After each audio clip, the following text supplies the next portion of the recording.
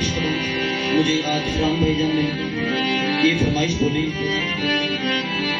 मौला हुसैन का पेश करो। इसमें जितने भी हमारे इमाम उनका जिक्र है, तो मैं कहता हूँ कि बड़े अदब से मैं चाहता हूँ कि मैं बयान करूँ और आप सुने।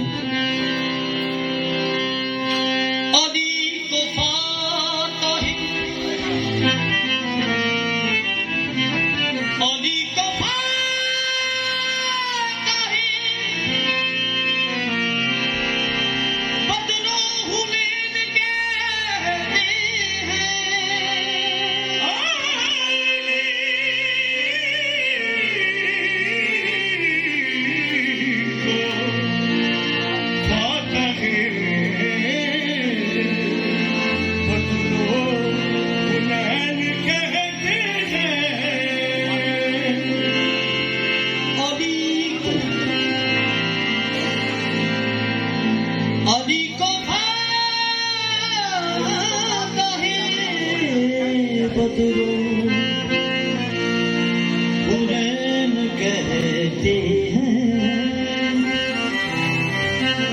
और हसन को कल्बे मोहम्मद का चैन कहते हैं। वफा वफा की आखिरी मंजिल का नाम है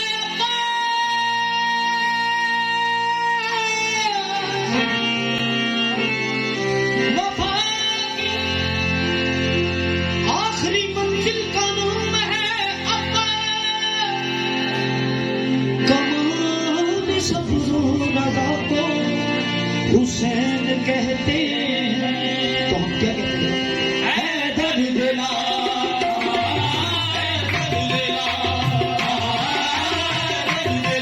सभी बेमिसाल लतिफा,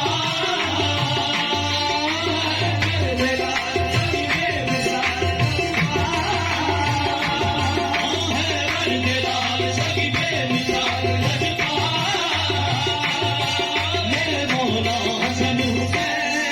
अब्बास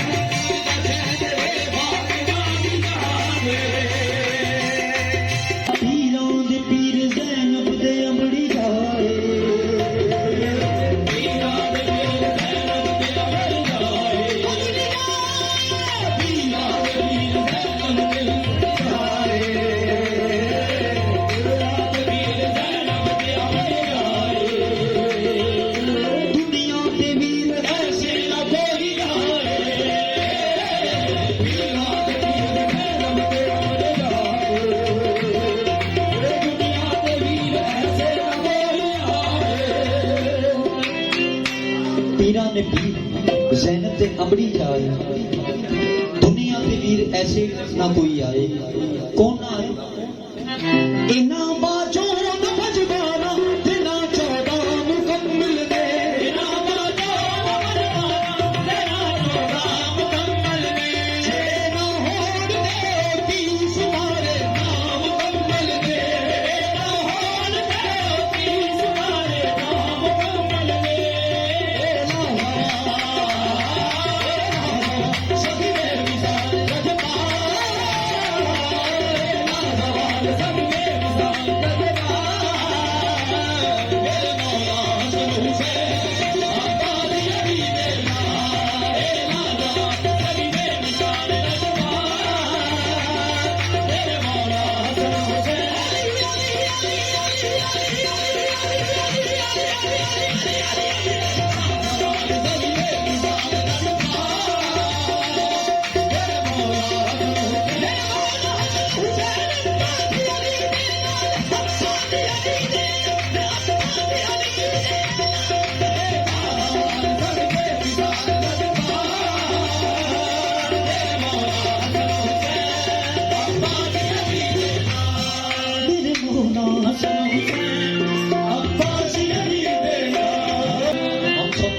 मिलके दुआ करते हैं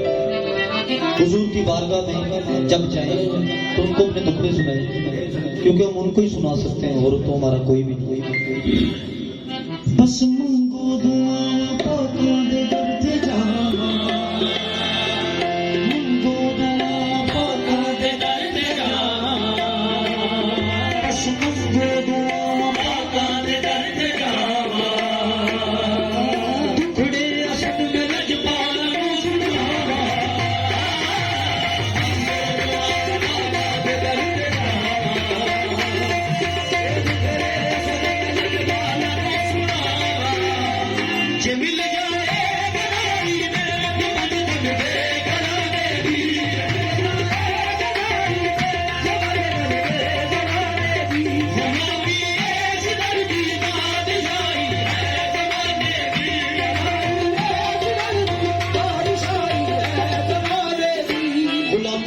दर्दी बादशाही है